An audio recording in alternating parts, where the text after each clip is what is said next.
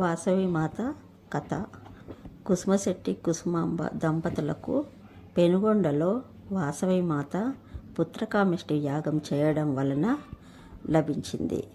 వాసవి మాతతో పాటు ఆయన సోదరుడు విరూపాక్షుడు కూడా జన్మించారు. వారి ఇద్దరు సకల విద్యలు అభ్యసించారు. ఒకరోజు విష్ణువర్ధనుడనే రాజమండ్రి నేలుతున్న విష్ణువర్ధన రాజు వారి ఊరికి దండెత్తడానికి వచ్చాడు.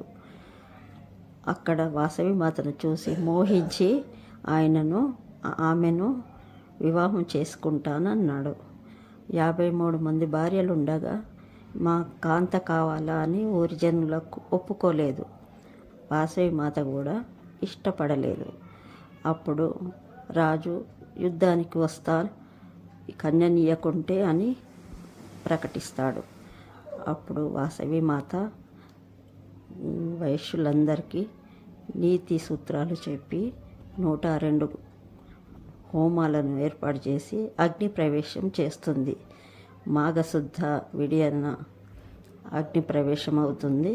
వైశాఖ శుద్ధ దశమి రోజు అమ్మవారు జన్మించింది. ఆ అమ్మవారు ప్రాణం కంటే శీలమే ముఖ్యమని భారత దేశానికి మహిళలకు అందరికీ నిరూపించింది. నగరేశ్వరుణ్ణి ధ్యానించి శివునిలో ఐక్యమైంది. ఇది వాసవి మాత సంక్షిప్త కథ. జై వాసవి. వాసవాంబాయ విద్మహే కన్యాకుమారి ధీమహి